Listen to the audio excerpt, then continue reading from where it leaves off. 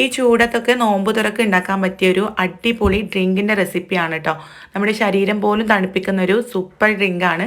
നിങ്ങൾ എന്തായാലും ഉണ്ടാക്കി നോക്കണം കേട്ടോ. അപ്പോൾ ഈ ഒരു ഡ്രിങ്ക് ഉണ്ടാക്കാൻ വേണ്ടിയിട്ട് ആദ്യം ഞാൻ ഇതിലേക്ക് കുറച്ച് ജെല്ലി ഉണ്ടാക്കുകയാണ്. അതിന് വേണ്ടിയിട്ട് 5 ഗ്രാം ചൈന ഗ്രാസ് 10 ഗ്രാമിൻ്റെ ഒരു പാക്കിൻ്റെ പകുതിയാണ് കേട്ടോ എടുത്തിട്ടുള്ളത്. ഇതിലേക്ക് 1/2 ഗ്ലാസ് വെള്ളം ഒഴിച്ചിട്ട് ചൈന ഗ്രാസ് ഒന്ന് കുതിർത്തെടുക്കുകയാണ്. ഒരു 10 മിനിറ്റിന് ശേഷം നമുക്കിതൊന്ന് മെൽറ്റ് ചെയ്തെടുക്കാം. അതിന് വേണ്ടിയിട്ടൊരു സോസ് പാനിലേക്ക് ചൈന ഗ്രാസ് ചേർത്തിട്ടുണ്ട്. ഇതിലേക്ക് 1/2 ഗ്ലാസ് ഇളനീരിൻ്റെ വെള്ളം കൂടെ ചേർത്തിട്ട് നമുക്കിത് നല്ല പോലെ ഒന്ന് മെൽറ്റ് ചെയ്തെടുക്കാം. അപ്പോൾ നമ്മളിന്ന് ഇളനീര് വെച്ചിട്ടാണ് കേട്ടോ ഈ ഒരു ഡ്രിങ്ക് ഉണ്ടാക്കാൻ പോണത്.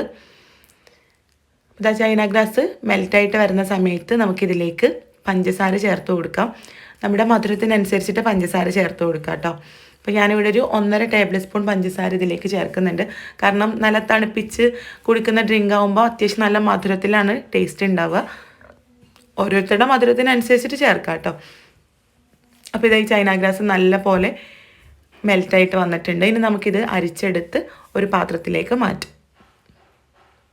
ഇനി ഇതിൻ്റെ ചൂടൊക്കെ പോയതിന് ശേഷം ഫ്രിഡ്ജിൽ വെച്ചിട്ട് നല്ല പോലെ തണുപ്പിച്ചെടുക്കണം കേട്ടോ.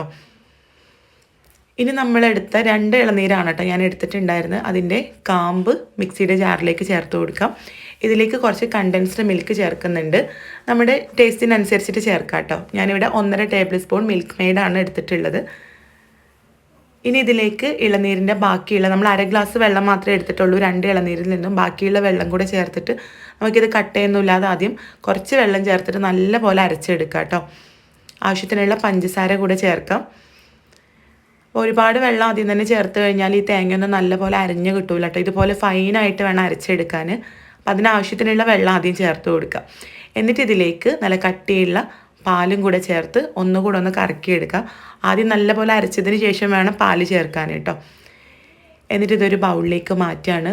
ഈ ഒരു ജ്യൂസ് തന്നെ നല്ല ടേസ്റ്റാണ് കേട്ടോ. കണ്ടൻസ്ഡ് മിൽക്കൊക്കെ ചേർത്ത് ഉണ്ടാക്കുന്നതുകൊണ്ട്. ഇതിലേക്ക് ജെല്ലി കൂടെ ചേർക്കുമ്പോൾ ഇടയ്ക്ക് ഇങ്ങനെ ജെല്ലി കൂടെ കടിക്കുമ്പോൾ നല്ല ടേസ്റ്റാണ്.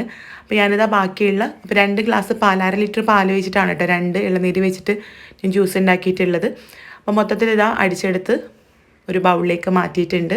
ഇനി നമ്മളിവിടെ റെഡിയാക്കി വെച്ച ചൈന ഗ്രാസ് ഏകദേശം ഒരു 10 മിനിറ്റ് ആയിട്ടുള്ളൂ കേട്ടോ. അതുകൊണ്ട് കറക്റ്റ് സ്ക്വയർ ഷേപ്പിലൊന്നും നമുക്കിത് കട്ട് ചെയ്യാൻ കിട്ടിയിട്ടില്ല. സമയം ഉണ്ടെങ്കിൽ കുറച്ചുകൂടെ സമയം വെക്കുകയാണെങ്കിൽ നല്ല രീതിയിൽ തന്നെ നമുക്കിത് നല്ല ചതുര കഷ്ണങ്ങളാക്കിയിട്ട് മുറിച്ചെടുക്കാൻ പറ്റും കേട്ടോ. ഇതൊന്ന് കട്ട് ചെയ്തിട്ട് നമ്മൾ ആ ഒരു ഡ്രിങ്കിലേക്ക് ചേർത്ത് കൊടുക്കുകയാണ് കേട്ടോ. ഇത് നമ്മൾ ഇളനീരിൻ്റെ വെള്ളവും പഞ്ചസാരയൊക്കെ ചേർത്ത് ചെയ്തുകൊണ്ട് തന്നെ ഈ ഒരു ജെല്ലി വെറുതെ കഴിക്കാനും നല്ല ടേസ്റ്റാണ് കേട്ടോ. ഈ ഒരു ജെല്ലി ഈ ഒരു ഡ്രിങ്കിലേക്ക് ഇട്ട് നല്ല പോലെ ഒന്ന് മിക്സ് ചെയ്തെടുക്കാം. ഇത് മിക്സ് ചെയ്തതിന് ശേഷം ഫ്രിഡ്ജിൽ വെച്ചിട്ട് ഇത് രണ്ടും കൂടെ മിക്സ് ചെയ്തിട്ട് ഫ്രിഡ്ജിൽ വെച്ച് നല്ല പോലെ തണുപ്പിച്ചെടുക്കണം കേട്ടോ.